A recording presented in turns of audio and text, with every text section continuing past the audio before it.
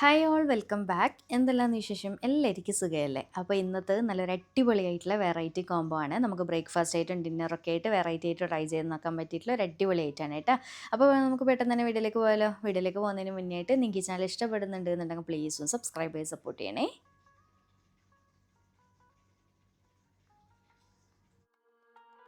അപ്പോൾ നമ്മുടെ മുട്ടക്കറി ഉണ്ടാക്കാൻ വേണ്ടിയിട്ട് ആദ്യം തന്നെ പാനിലേക്ക് ഏകദേശം ഒരു 1-2 ടേബിൾ സ്പൂണിൻ്റെ അടുത്തായിട്ട് ഓയിലാണ് ഒഴിച്ചു കൊടുത്തിട്ടുള്ളത്.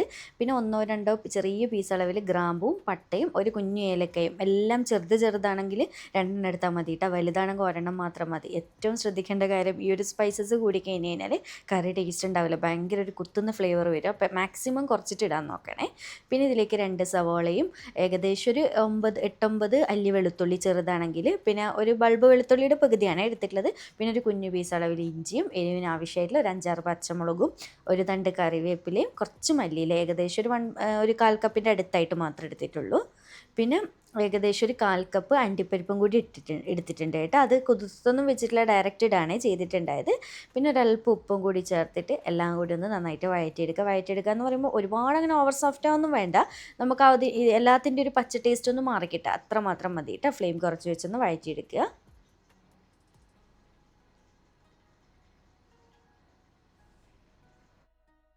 അങ്ങനെ ഇതാ നമ്മുടെ മസാലകളൊക്കെ നന്നായിട്ടൊന്ന് വാടി വന്നിട്ടുണ്ട്. ഇത്രയും മതി. ഇനിയിപ്പോൾ ഫ്ലെയിം ഓഫ് ചെയ്തിട്ട് ഇത് നന്നായിട്ടൊന്ന് ചൂടാറാൻ വേണ്ടി മാറ്റി വെക്കണേ. ചൂടാറിയതിന് ശേഷം കുറച്ച് വെള്ളം ഒഴിച്ചിട്ട് നല്ലപോലെ മിക്സിയുടെ ജാറിലൊന്ന് അരച്ചെടുക്കണം കേട്ടോ, നല്ല പേസ്റ്റായിട്ട്. അങ്ങനെ അരച്ചെടുത്തിട്ട് അവിടെ മാറ്റി വെച്ചതിന് ശേഷം ഞാൻ ഇതാ വീണ്ടും ആ സെയിം പാനിലേക്ക് തന്നെ ഒരു ടീസ്പൂൺ ഓയിൽ ഒഴിച്ച് കൊടുത്തിട്ട് അതിലേക്ക് നമ്മൾ അരച്ച് വെച്ചിട്ടുള്ള മിക്സില്ലേ അത് ഒഴിച്ച് കൊടുത്തിട്ടുണ്ട്. പിന്നെ മിക്സിയുടെ ജാറിലേക്ക് 2-3 സ്പൂൺ വെള്ളം ഒഴിച്ചിട്ട് കലക്കിയിട്ട് വീണ്ടും അങ്ങനെ ഒഴിച്ചു കൊടുത്തിട്ടുണ്ട്. ഇനിയിപ്പോൾ ഇതിലേക്ക് മെയിനായിട്ട് വേണ്ടത് 1/2 കപ്പ് രണ്ടാം പാലാണ് കേട്ടോ, തേങ്ങയുടെ 1/2 കപ്പ് ഒഴിച്ചു കൊടുക്കുന്നുണ്ട്.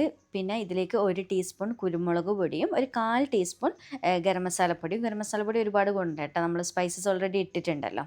അങ്ങനെ എല്ലാം കൂടി ചേർത്തിട്ട് നന്നായിട്ടൊന്നങ്ങ് മിക്സാക്കി കൊടുക്കുക. ഇനി എല്ലാതും കൂടിയിട്ട് നന്നായിട്ട് വെട്ടിത്തിളച്ച് വരട്ടെ കേട്ടോ.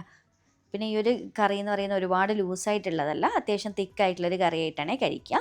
ഇനിയിപ്പോൾ ഇതിലേക്ക് നിങ്ങൾക്ക് എത്രത്തോളം മുട്ട വേണോ അതിനനുസരിച്ച് പൊട്ടിച്ചൊഴിച്ച് കൊടുക്കുക കേട്ടോ. ഒഴിക്കുമ്പം പതുക്കെ ഒഴിച്ച് കൊടുക്കുക, കാരണം മൊത്തത്തിൽ കലങ്ങാതെ ഓരോരോ മുട്ടയായിട്ട് നമുക്ക് എടുക്കണുണ്ട് ആണല്ലോ. അതുകൊണ്ട് തന്നെ പതുക്കെ ഇതുപോലെ ബൗളിലാക്കിയിട്ട് ഒഴിച്ചു കൊടുത്താൽ മതി. ഞാനിപ്പോൾ 6 മുട്ട വെച്ചിട്ടാണ് ചെയ്തെടുക്കുന്നത്. അങ്ങനെ ഇതാ മുട്ട മൊത്തത്തിൽ പൊട്ടിച്ചൊഴിച്ച് കൊടുത്തതിന് ശേഷം 1-2 പിഞ്ച് ഉപ്പ് കുറച്ചിങ്ങനെ മുകളിലൊന്ന് സ്പ്രെഡ് ചെയ്ത് കൊടുക്കുന്നുണ്ട്.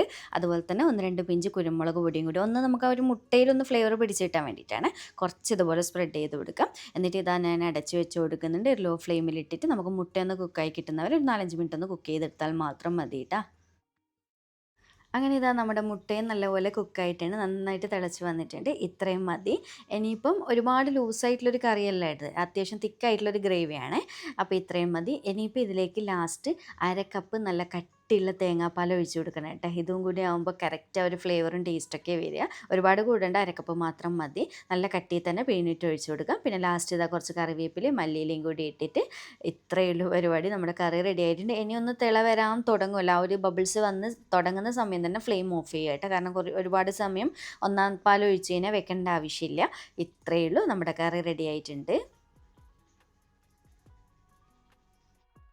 അങ്ങനെ ഇതാ നമ്മുടെ എഗ് ഡ്രോപ്പ് കറി ഞാൻ സെർവ് ചെയ്ത് കൊടുത്തിട്ടുണ്ട്. അപ്പോൾ കുറച്ച് ടൈം കഴിഞ്ഞ് സെർവ് ചെയ്യുമ്പോൾ ഒന്നുകൂടി നല്ല തിക്കായിട്ട് തന്നെ ഉണ്ട് കേട്ടോ. അപ്പോൾ ഇത്രയേ ഉള്ളൂ. കുറച്ച് മല്ലിയിലൊക്കെ മുകളിൽ ഇട്ട് കൊടുത്തിട്ട് സെർവ് ചെയ്തതാണ്. ഇനിയിപ്പോൾ ഇതിൻ്റെ കൂട്ടത്തിൽ കഴിക്കാൻ വേണ്ടിയിട്ട് റവ കൊണ്ട്, അതായത് തരി കൊണ്ട് പെട്ടെന്ന് ഒരു ഓട്ടപ്പത്തിരി ഉണ്ടാക്കാം കേട്ടോ. നല്ല ഇൻസ്റ്റൻ്റായിട്ട് സിമ്പിളായിട്ട് ചെയ്യാൻ പറ്റുന്നതാണ്. അപ്പോൾ നമുക്ക് പെട്ടെന്ന് തന്നെ വീട്ടിലേക്ക് പോകാം. അപ്പോൾ ഇതാ മിക്സിയുടെ ജാറിലേക്ക് ഞാൻ 1/4 കപ്പ് അളവിൽ റവയാണ് ഇട്ട് കൊടുക്കുന്നത്. റവ വറുത്തതാണെങ്കിലും വറുക്കാത്താലും ഏതായാലും കുഴപ്പമൊന്നുമില്ല കേട്ടോ. 1/4 മുതൽ 1/2 കപ്പ് വരെ മാക്സിമം ഇടാം, കുഴപ്പമൊന്നുമില്ല. ഇനിയിപ്പോൾ ഇതിലേക്കൊരു 3 ടേബിൾ സ്പൂൺ തേങ്ങ ചിരകിയതാണ് ഇട്ട് കൊടുക്കുന്നത്. പിന്നെ 3/4 ടീസ്പൂൺ ഇൻസ്റ്റൻറ്റ് ഈസ്റ്റാണ് എടുത്തിട്ടുള്ളത്, അതും കൂടി ഇട്ട് കൊടുക്കുന്നുണ്ട്. 1 ടേബിൾ സ്പൂൺ പഞ്ചസാര ചേർക്കുന്നുണ്ട്. പാകത്തിനുള്ള ഉപ്പും കൂടി ചേർക്കുന്നുണ്ട്. പിന്നെ ഇതിലേക്ക് 2 ടേബിൾ സ്പൂൺ ഗോതമ്പ് പൊടി അല്ലെങ്കിൽ മൈദ ഏതായാലും കുഴപ്പമില്ല കേട്ടോ, 2 ടേബിൾ സ്പൂൺ ഇട്ട് കൊടുക്കുക. ഇനിയിപ്പോൾ ഇതിലേക്ക് 2 കപ്പ് ഇളം ചൂടുള്ള വെള്ളമാണ് ഒഴിച്ചു കൊടുക്കുന്നത്. അപ്പോൾ ഓരോ റവക്ക് ചെറിയ ചെറിയ വെള്ളത്തിൻ്റെ അളവിൽ വ്യത്യാസം കേട്ടോ. അപ്പോൾ ആദ്യം തന്നെ 1.25 കപ്പ് ഒഴിക്കുക കേട്ടോ. എന്നിട്ട് വേണമെന്നുണ്ടെങ്കിൽ ഒഴിച്ചാലും മതി. അപ്പോൾ ഇളം ചൂടുള്ള വെള്ളം തന്നെ പ്രത്യേകം എടുക്കണം. കാരണം നമ്മൾ ഈസ്റ്റൊക്കെ ചേർത്തതുകൊണ്ട് തന്നെ അതൊന്ന് ആക്റ്റീവായിട്ട് കിട്ടണമല്ലോ.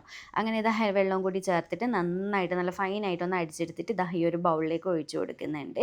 അപ്പോൾ ഇത്രയേ ഉള്ളൂ, നമ്മുടെ മാവ് റെഡി ആയിട്ടുണ്ട്. ഈ ഒരു ലൂസിലാണ് കേട്ടോ നമ്മുടെ മാവ് വേണ്ടത്. എത്രത്തോളം മാവ് ലൂസാവുന്ന അത്രയും നമ്മുടെ അപ്പം നല്ല സോഫ്റ്റ് ആയിട്ട് ഉണ്ടാവും കേട്ടോ, പഞ്ഞി പോലെ ഉണ്ടാവും. ഇനി ഇതിപ്പോൾ ഞാനിത് അടച്ച് വെച്ച് കൊടുക്കുന്നുണ്ട്. എന്നിട്ട് ഒരു 1/4 മണിക്കൂർ ഈസ്റ്റ് ഒന്ന് ആക്റ്റീവായിട്ട് കിട്ടാൻ വേണ്ടി വെക്കണം കേട്ടോ, മാവൊന്ന് പതയാൻ വേണ്ടിയിട്ട്. പിന്നെ ഓരോ ക്ലൈമറ്റിനനുസരിച്ച് ടൈം കൂടും കേട്ടോ. ചിലപ്പോൾ 1 മണിക്കൂർ 1.5 മണിക്കൂറൊക്കെ ആവാൻ ചാൻസ് ഉണ്ട്. ഇവിടെ ഇപ്പോൾ നല്ല ചൂടായതുകൊണ്ട് തന്നെ ഇതാ ഏകദേശം ഒരു 3/4 മണിക്കൂർ കൊണ്ട് തന്നെ മാവ് നന്നായിട്ട് പൊങ്ങിയിട്ടിട്ടുണ്ട്. ഇനി ഇതിപ്പോൾ ഡയറക്റ്റ് പാനിൽ ഒഴിച്ചിട്ട് ചുട്ടെടുക്കേണ്ട ആവശ്യമേ ഉള്ളൂ. അങ്ങനെ ഇതാ നമ്മുടെ പാന് നല്ലപോലെ ചൂടായിട്ടുണ്ട്. നെയ്യോ ഓയിലോ ഒന്നും തടവണ്ട കേട്ടോ. ഡയറക്റ്റ് നോൺ സ്റ്റിക്ക് പാൻ ആണെങ്കിൽ ഇതുപോലെ ഒഴിച്ചു കൊടുത്താൽ മാത്രം മതി.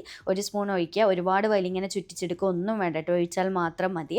അപ്പോൾ മീഡിയം ടു ഹൈ ഫ്ലെയിമിൻ്റെ ഇടയിലേക്ക് ഫ്ലെയിം വെച്ചിട്ട് വേണേ മാവ് ഒഴിക്കാൻ വേണ്ടിയിട്ട്. എന്നിട്ട് ഇതുപോലെ പെട്ടെന്ന് തന്നെ ഓട്ട വരും. കാരണം നമ്മളിത് റവ കൊണ്ട് ഓട്ടപ്പത്തിരിയല്ലേ ചെയ്തെടുക്കുന്നത്. അപ്പോൾ മൊത്തത്തിൽ ഇതുപോലെ ഓട്ട വന്ന് കഴിഞ്ഞാൽ മാത്രം ഒരടപ്പ് കൊണ്ട് അടച്ച് വെച്ച് കൊടുക്കുക. അതിനുശേഷം ഫ്ലെയിം നന്നായിട്ട് കുറച്ച് വെക്കുക കേട്ടോ. ഫ്ലെയിം നല്ലപോലെ കുറച്ച് വെച്ചതിന് ശേഷം കണ്ടില്ലേ, ഏകദേശം ഒരു 1.5 മിനിറ്റ് കൊണ്ട് തന്നെ കുക്കായിട്ട് കിട്ടും. ഒരുപാട് ടൈമൊന്നും വേണ്ട, റവയല്ലേ, പെട്ടെന്ന് തന്നെ റെഡി ആയിട്ട് കിട്ടും. അപ്പോൾ ഇതാ തിരിച്ചിട്ട് കൊടുക്കേണ്ട ആവശ്യമൊന്നുമില്ല കേട്ടോ. നല്ല അടിപൊളിയായിട്ട് തന്നെ കിട്ടിയിട്ടുണ്ട്. നല്ല ടേസ്റ്റ് ആയിട്ട് ഒരു പ്രത്യേക ഫ്ലേവർ ഉണ്ട് ഈ ഒരു അപ്പം കഴിക്കാൻ വേണ്ടിയിട്ട്.